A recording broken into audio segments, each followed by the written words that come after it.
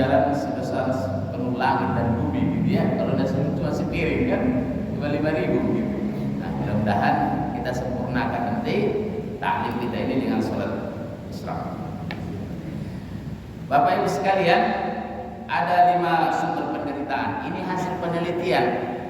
Di tulisan saya itu saya sebutkan orang Amerikanya, dan saya terinspirasi dari paparannya inspirator sukses mulia Mas Jamil Az-Zaini. Setelah ngaji sama beliau, ikut pengajiannya, saya tulis gitu ya. Jadi saya tulis apa yang dia paparkan dan saya kirim ke beliau. Wah, dia bangga juga melihat tulisannya di Modi Hikmah di Republika, sehingga dibaca lagi lebih banyak orang. Ada 5 yang menjadi sumber penderitaan kita. Jadi dari hasil penelitian itu Pak, disebutkan oleh banyak orang di barat sana itu, banyak sekali disebutkan satu persatu. Sekian banyak, ada ratusan yang menyebabkan orang menderita. Nah, diperas lagi, tinggal 100, kebanyakan diperas lagi, jadi 50, diperas lagi, jadi 25, akhirnya diperas lagi, jadi 5. Hebat sekali penelitiannya ini gitu ya. Jadi setelah diperas, ada 5 sumber penderitaan manusia di zaman modern ini.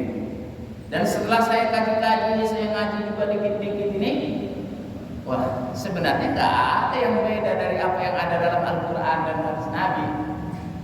Jadi apa yang dialami oleh manusia itu nggak pernah lepas dari Al-Quran dan hadis Nabi Sallallahu Alaihi Wasallam. Karena itulah guru kita yang Al-Mukarram Profesor Dr. Kiai Haji Hafiduddin selalu bilang, Al-Quran ini manhajul hayat, kurikulum kehidupan.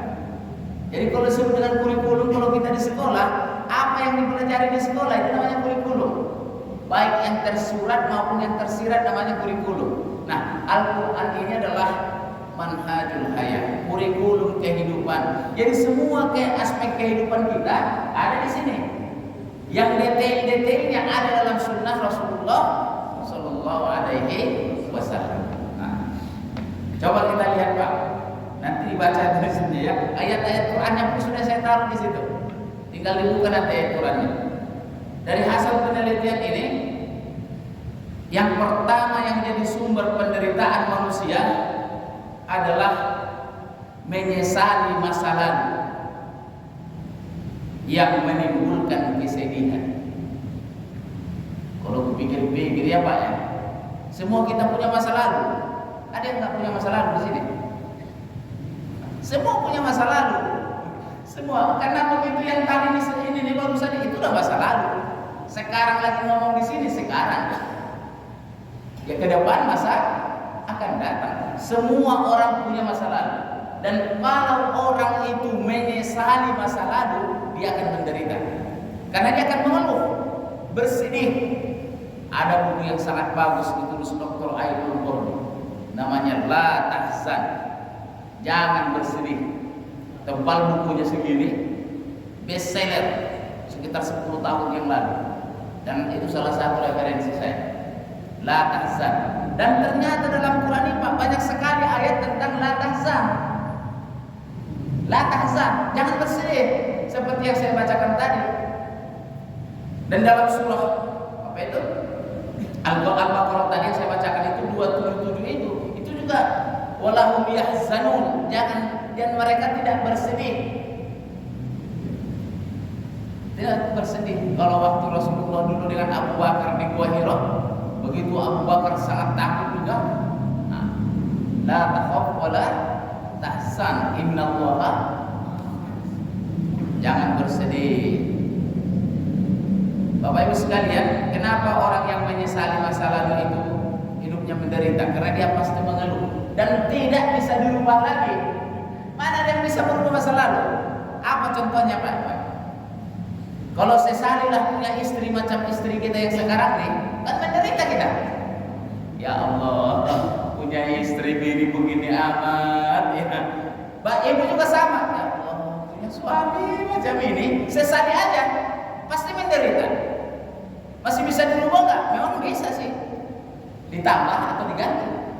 Tapi mungkin juga tambah masalah kan? Urusan jadi runyam. Gitu. Jadi yang sembarangan udahlah. Kenapa lah saya dilahirkan orang Batak? Masih bisa dirubah nggak ya? Saya dilahirkan Sunda ya Allah.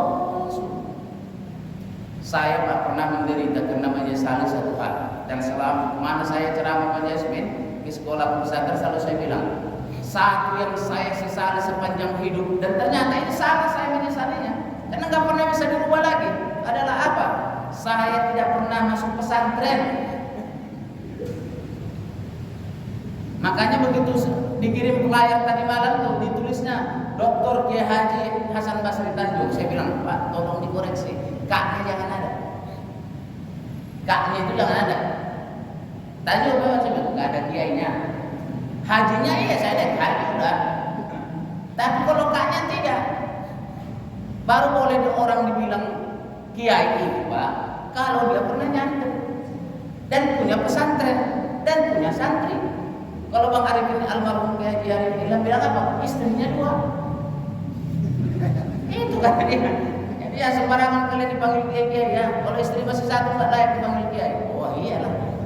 Awak baru 1. Berencana sih nambah 1 lagi. Amin. Ini direkam nih. Itu yang saya sesali. Jadi menyesal sekali. Kenapa saya sesali ya Allah? Akhirnya kita membaca kitab yang dari kanan ke kiri bolak-balik. Karena kita masuknya di madrasah aliyah Pak Adi. Di madrasah aliyah belajar bahasa Arab. Qaidahnya dibaca, tapi dihafal. Al-kalam wal lafzul murakkab mufidul wal kalimat itu adalah ini. Tapi nggak pernah disuruh baca kitab. Begitu lulus aliyah, nah masuk ke kampus di Jakarta ada dosen kami bahasa Arab. Nah, bawanya kitab. Ikra. Yang kita namanya. Enggak dilulusin saya Pak bahasa Arab. Padahal waktu di di Sidimpuan dulu itu Pak, juara 1 saya di kelas bahasa Arab itu. Karena disuruh ngapal. Saya hafalin sampai sekarang masih ingat saya. Begitu suruh baca kitab. Apaan ayat tadi? Yang kita apalagi disuruh di Iqra pula lagi kan. Allah ya karim. Itu menyesal saya. Tapi kan nggak bisa dirubah. Udah lewat. Selalu saya bilang kalau umurku balik lagi 15 tahun, aku akan masuk pesantren. Kan nggak mungkin. Daripada menyesali sudah terima itu kenyataan.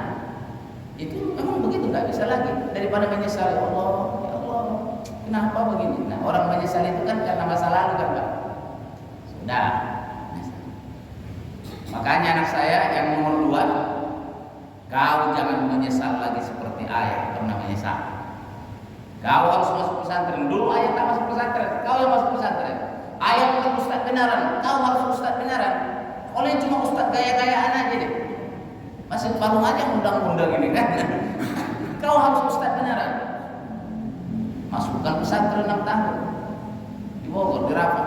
Habis dari Rafah, kau harus ustaz jadi benaran. Berangkat ke Mesir, ikut tes, lulus. Baru pada selesai S1-nya LC. Balik ke sini 2 bulan. Udah berangkat lagi ke Mesir. Mau tes lagi ikut S2. Dari malam itu kabar, ya daftar ujian S2 sudah keluar. Mohon doa. Bismillah. Harus jadi ustaz benaran, jangan macam ayah kamu cuma gaya-gayaan aja. Karena saya tak mau lagi dia menyesal.